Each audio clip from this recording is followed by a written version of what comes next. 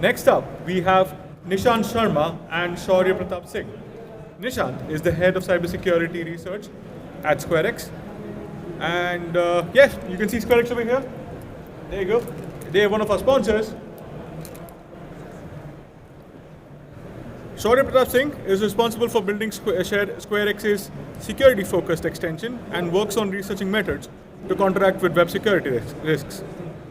They will be speaking about plug and play, scanning and scoring browser extensions. We'll get a walkthrough on how extensions are abused in the wild and how even well-known plugins can turn malicious, which also involves a live demo as well. So please bring it up for Nishant and Shourya.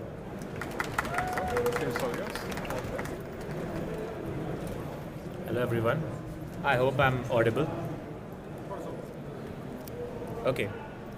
So we're going to talk about plug and pray, scanning and scoring browser extensions. So before we start, a little bit of introduction. So this is me. I work as a principal software engineer at SquareX, and I mainly work in browser security space, specifically on web extensions. I have actually presented before at DEFCON last year at main stage and also at the creative stage. This year I'm also doing another main stage talk, and yeah, I've also presented my work before in Black Hat EU, and I've also conducted workshops at other conferences like the Texas Cyber Summit. Now we have Nishant here. Good afternoon, everybody. I'm Nishant. I'm the head of cybersecurity research at SquareX. I was in cybersecurity education for 10 years. Was VP of Labs and R&D at INE. You might know them, EJPT and all of those certifications. Before that, I was with Pentester Academy. So I have been coming to DEFCON and Black Hat for 6-7 years now. I've been doing trainings, workshops, and all of that. So now the latest journey that I'm on is related to browser security, and that's how we are also going to cover the extension security. So yeah, nice to have all of you here. I'll pass it back to Shourya so he can continue. Yeah, so I think before we start, a little bit about like what we do. So as I said before, we are from a browser security company. So browser security deals with everything that happens in your browser. You can see a couple of use cases here broadly, like the browser detection and response, which is like stopping attacks which are happening via the browser. Then you have your use cases which are around like private access and things like that. And then you have like web DLP, which happens via the browser, like the browser DLP. So all these things are something that we work at SquareX. Okay, so now starting with the main talk. So what are extensions? I think most of you might be knowing what extensions are. Anyone here who has never heard about extensions? Okay, cool. So just to give you a very small brief, extensions are like small applications that run on your browser. They achieve this generally by accessing the content of the page, and then they can do some processing on the background as well. So it's a mix of what you run on the page and also what you do on the background. Now, there are a couple of them, like the most famous ones you can see here, like password managers. Then you have your ad blockers, you have Pocket, and a couple of them. So these are just canonical examples of what extensions could be. Now, why are extensions important? So I think it's important to understand the definition of endpoint. So earlier, the endpoint can be easily used for anything which is the overall machine, but nowadays, like more than 90% of the work that we do is actually via the browser. If we just exclude the developers, then it might be like 99%. Like most departments would just use like maybe Outlook or Slack outside, but other than that, they're just spending all of their time on the browser. And that's how, all the malicious actors are also evolving. So earlier, there used to be like a lot of attacks via some, malicious files on your endpoint, but now this endpoint has been shifted to the browser. So you're seeing more things coming via the browser, and that's why extension is also one of those things that we all need to focus on to help, protect against. Just couple of, news references. So this is the one from 2024, which is talking about how close to 280 million installs happened for Chrome extensions, which led to like a lot of people being affected. Google also constantly looks at how malicious things are coming in on the store. They keep on removing them as well. We can see close to 32 malicious extensions were removed in 2023, and which had a download count of 75 million. And that just shows how many endpoints, the new endpoint notion, those malicious extensions have reached to. So there are some couple of recent events as well, like there were many I would say spyware as a term for these kind of extensions as well, because they're trying to spy on the data. There have also been supply chain attacks. So there have been companies who have been compromised, and that like one example is this one. So the extension itself was compromised, and since this extension was installed across multiple enterprise endpoints, all of them were, it was distributed through all of them. So a single mistake can lead to a lot of issues as well. So before we understand how we can go ahead and analyze extensions, it's important to understand how an extension structure look like. So like I said before, an extension has a part that runs on every page, and then there is something that happens on the background. So what you see here is those 4 components. The second one that you see here, service worker, is something that runs on the background. The third one is the content script, which runs on every page. The first one that you see is called a manifest file. So manifest file is a single JSON file which is present inside every extension. So if you go ahead and download an extension from any of the stores, for example, let's say you download it from Chrome store, the format is a CRX file, right? So this CRX file is nothing but a zip file. So if you just run a simple unzip command on top of it, you can see the structure of whatever I'm talking about out there. Now, lastly, there is one more thing. So sometimes extensions also have HTML pages. This could be like dedicated pages or something that appears when you click on the extension icon. So those are the 4th point mentioned here, which is pop-up or HTML pages. So yeah, so these 4 components are there in almost every extension. Some can avoid a background process and some can avoid a content script as well, but this is what is there in most of the places. Now, the whole model of extensions is based upon pre-declared permissions. So whatever permissions an extension requires, it needs to specify that in the manifest file. So if you see here, this is an example of a manifest file, and it is always located in the main project directory. And in that you can see that you have your name, description, content script. So in this example, it says like this is the content script which is going to get executed on this particular page, not like all the pages. Now talking about the extension architecture in general. So what happens is that as you can see here, there's a red line here, like a red dotted line. This is what we call as an isolated world. So your extension scripts and the scripts from your page, both of them can run at the same time on the page, and both of them can access the DOM. However, there is a risk here that let's say a website uses a variable A and your extension code also uses a variable A. There might be a bit of conflict. And people can make websites which can, let's say modify those variables, which could cause an extension to break as well. So just to keep it separated, there is something called as an isolated world, which is the default mode in which like most extensions content script run. So by this, both the pages script and the script of the content script, both of them can access the DOM, but they will have separate JavaScript variables. They will not interfere with each other. This provides a bit of security for the extension itself. However, you have an option to run it in the main world as well. In that case, the dotted line will go away. Then we have the browser process, and then we have an extension process. So the browser itself divides all these things into different processes. So let's say you run your own extension. So the service worker and everything will go in your extension process. And what you see on the tab is going to be your renderer process. So now what I'm trying to show here is that if you have a piece of code written by an extension running on a tab, it will run on the same process as your tabs process. So as you can see on the left side, the renderer process, this is what your tab process is. So within that, there's just like a dotted isolated layer, but it's running in the same process. So if let's say you have something outside and it's trying to figure out which process is extension contributing to, probably people can just look at the service worker side, but the content script will be difficult to distinguish because it's all running as part of the same process. So how are extension permissions created? The whole notion is based on the principle of least privilege, POLP, and developers have to declare whatever permissions they need right there in the manifest.json file.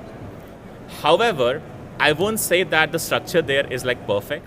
So if you look at any extensions out there, like let's pick Grammarly as an example, it can literally run on every page, right? So it just needs like a host permission, which says I can do some modification and read the content of the page, modify something on the DOM. So that permission is so common that most of the extensions have them. So it's just very risky, it would be a very broad way to look at just the permissions and take a decision. However, permission is a very good indicator as well. Like let's say an extension is asking for cookies permission. That's like a risky permission. It means like an extension can extract even HTTP only cookies from a given page. So of course, the very first check that you can do is actually based on permission. And that's how we will begin our analysis. So coming to the analysis piece, the very first thing we can check for is the permissions. So as you can see here, there are some permissions that you can actually go ahead and justify. And when I say justify, the context of the extension itself is also important, right? You cannot just say hey, if it's a cookies permission, it's fine. But who is asking for this cookie permission? That's also really important to ask. Like as an example, let's say there is a developer extension called cookie editor, right? Now, the purpose of the extension itself is to allow developers to edit cookies, right? So in some cases, it might still be okay because it makes sense, right? Someone would want to edit their cookies as a developer. So it makes sense. It depends on the organization whether they want to allow it or not. However, if you have, let's say, an AI extension, which is just going ahead and helping you get some results on the page, why would that need a cookie permission? So you also need to justify a particular permission is why it is needed by that particular use case. So it's important not just to look at the severity of the permission, but also justification of why you really need it. The next one is about metadata, which I will like Nishant to explain further. So as we discussed till now that extensions are the new viruses, and currently the way we analyze them, the way we assess them, the way we contain them, it is in the same phase where your malware containment and detection and mitigation was like 15 years back. So people have just started to see extensions affecting things on a massive scale, and you have seen some of the news clipping. You have extensions where 100,000 of downloads are there, installs are there. They were good all the time, and then something happened and they turned bad. And they're already there. Means there are policies across your enterprises which can let you block, control what kind of extensions your users can install. But if it is already installed and if it goes bad, then what do you do? So there is no straight answer, just like Shourya mentioned. Even with the permission analysis that you do, even if it is context aware, you are checking what this extension does. Does it really need this extension, this permission or not?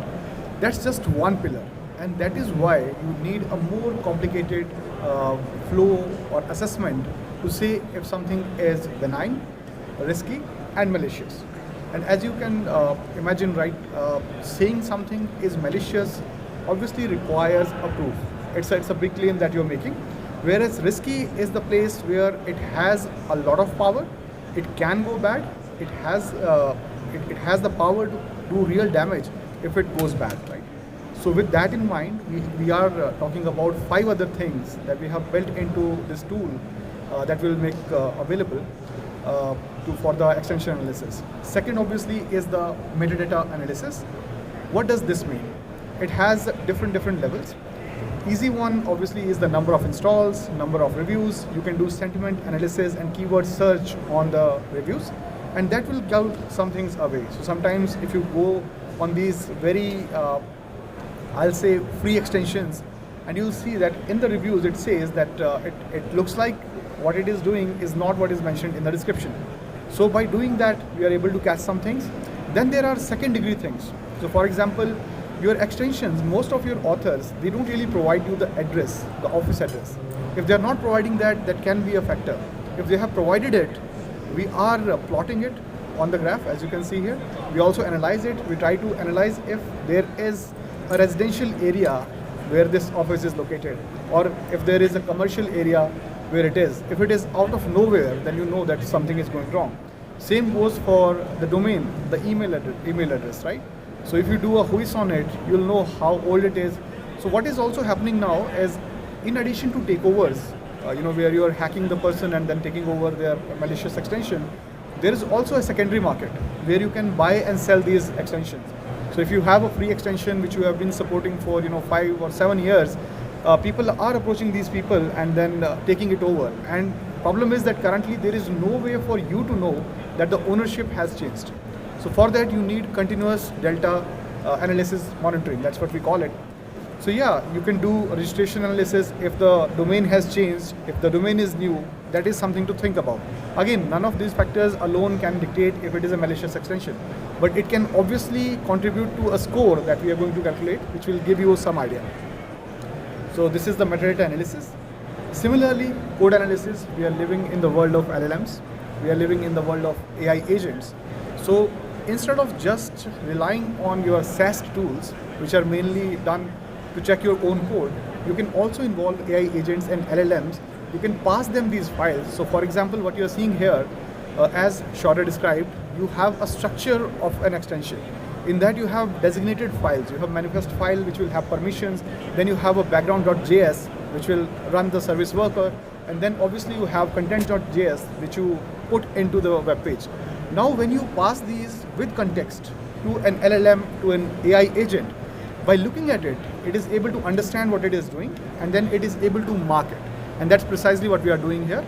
So on the top in the table, you are seeing the entries for 2 different files. First one is the content one, second one is the background file. And then you're also seeing the reasoning behind it, because LLMs are kind of a brain. They can actually give a logical reasoning why they think something is like this. So yeah, that is the code analysis. So this is different from your static code analysis. It is more about understanding what the code does, and then accordingly give a verdict, which will again factor into a larger model. Third one is also the composition analysis, and why it is important. Because nowadays you have things like WASM, so WebAssembly, where you can compile this code into this binary which can then run inside your browser. These things, sometimes this code is obfuscated. So by looking at the composition of your extension, if a lot of it is coming from a binary which is obfuscated, that obviously is a risky thing. Why an extension which is not doing anything wrong want to hide stuff? Why it wants to most of its code to be in a binary or to be in obfuscated form? So that is also something we are taking a look at. Same goes for the number of files, the kind of files we are analyzing those as well. And this is the most powerful part. This is the dynamic analysis using your AI agents. We all know, till the time you emulate something on the browser, if you just install an extension or if you just do a code analysis of it, you won't know what it is going to do on runtime. And it is very, very, very easy to avoid a lot of these static analysis. So just to give you an example, suppose this extension has a URL, and on the runtime it is going to fetch the instructions from this URL, and that too is based on your DGCA or DDGA, the dynamically generated domain generation algorithms, right? We have seen them in malwares and all other places. So things like that, your static analysis won't be able to do much about. If you talk about automated approaches of analyzing the URLs, you can't do that if it is protected behind a captcha or something. If it keeps changing, how are you going to do that? So that is where the dynamic analysis comes in. So what we do in this case, currently your browser tools that are there in the browser, just like you use them to debug the websites, there is not much that you can do for extensions. If you want to use your Chrome browser or your Firefox to see what exactly extension is communicating, what kind of API it is calling, what kind of operation it is doing. There is no such tool. We have also covered the same in one of the initiatives that we run as a company, Year of Browser Bugs, where every month we talk about these things. So what we have done to tackle this, we have taken a Chromium fork, we have modified it to make it act as a MITM proxy. So when you do that, you are able to intercept all the API calls that extension is making. You are able to intercept all the responses and the requests that this extension is making. And because you are sitting in the browser, you really don't have to worry about the SSL interception and all of that. You can pretty much see everything. So what you are seeing on the screen is the API call log, and we also timestamp it so that we can do correlation. So this is for the API calls. Second one is for the network traffic. So it is seeing what kind of traffic it is sending, what kind of traffic is, or what kind of responses are coming back, and it is also timestamped. And then the third one is the emulation part. So we are using an AI agent which emulates some activity like a user will do, right? Because a lot of these extensions are very smart, a lot of them are designed in such a way that till the time a real user does something, it is not going to perform anything. It is not going to report anything, it is not going to go to any URL. So to make sure that we are catching that as well, what we do, we have an AI agent, we pass it the information about this extension so that it is context aware. It understands what this extension is supposed to do, and then accordingly it creates a dynamic profile. And that dynamic profile is run on the special browser that we have crafted, and then you get this log of what it does. So now you have three things. You have API logs, you have network logs, and then you have the actions that the AI agent is performing. You put them all in one timeline, you pass this to an LLM or an AI agent, and there you go. Now you can see what you did and what happened, right? Reaction to your actions, and that is where you can catch a lot of things which are generally missed in SAST and static analysis. And then when you pass this to the LLM, again, it will give you a verdict, it will tell you why exactly it is going to do this. Now, can we do this manually? Can we do it as a human? Can I take a look at this and say this? Obviously, yes. But do you know how many extensions are there? In Chrome Store alone, we have 150,000 extensions. If you have to analyze all of them, and again, they update. A lot of them update on a very regular period, right? Every single day you have like hundreds or thousands of these updating. So you also have to do the change tracking and the delta analysis, and that is the last nail in the coffin of these malicious extensions. So what we do, as soon as any extension is updated, if you're tracking it, we will automatically go take it, do a delta comparison, and you guys all have used GitHub, you know that if you have two directories of code, you can pretty much do a def on it, you'll know what are the additions, and if you can put all of this into the AI agent, again, you're hearing AI agent again and again and again, but I hope you're habitual to this. You have been to Black Hat, everyone is talking about it. This is the new technology that everybody is leveraging to solve second order problems. So that's what we are doing here. You pass it to them, and it gives you the verdict. And it will be able to catch very simple to complicated things depending on what kind of code is being used. And it can mark them in risky, malicious, and benign. So these are the 6 pillars which we feel will be able to catch an extension, mark it between risky and malicious and benign. Now, is it perfect? Obviously not. Security, in cybersecurity, in security, there is no silver bullet. It's a cat and mouse game. It's a whack-a-mole. We are fixing this. Obviously, if someone will tailor their extension to bypass our framework, most probably they will be able to, right? So you can tailor-made it, but this is what we are envisioning for the broader scale. Not all of your 150,000 extensions are going to do this. Not everyone is going to craft it, and even if they do, we can again play that game. So here is the scoring table. We are doing weightage scoring for it. So each of these modules that you saw, it contributes to that score, and that score in the end tells us if this is a risky one, if it is a malicious one, or if it is a genuine one. And now just a simple demo of the platform. So this is the analysis for one of the extensions. You can see the first page is focused on the metadata. You are able to see the extension permission on this side. It is also giving the justification why it feels it should be there or it should not be. So this is the first part. It also tells you what the extensions are, because some people, means there are like 50 plus of these, so you cannot remember, right? You can pretty much open up Google Earth. Obviously a very simple thing to do, but comes handy when it is done for all the extensions. So you can pretty much see in some cases you are also able to do the street view. Then there is the code analysis part. You have passed most of these important ones to the LLM. You have this analysis and the reasoning for it. Then there is composition analysis. You can see what kind of files are there, what is the size, what are the numbers. Then there is dynamic analysis. So this is the API calls, then the network calls, and then in case of agentic simulation, you're also seeing the logs that the agent has created. And based on that, you can see that this one was marked benign. So there are three kind of simulations that we do. First is zero simulation, just install the extension and done nothing. Second one is static. The activity that we are performing is static. The third one is the agentic one, where it is all tailor-made to the extension. And then there is this delta analysis, which tells you if the additions that are done, if this seems risky, if this seems malicious, and you can pretty much see the changelog as well. So what agent cannot find out, maybe we can find out it by taking a look at it.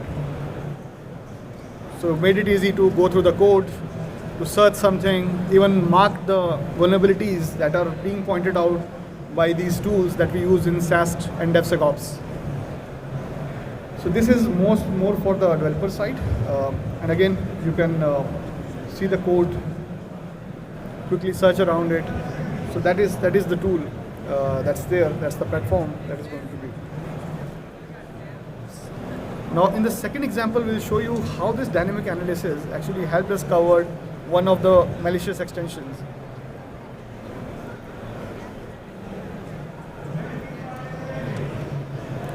So this is the one that was in the media.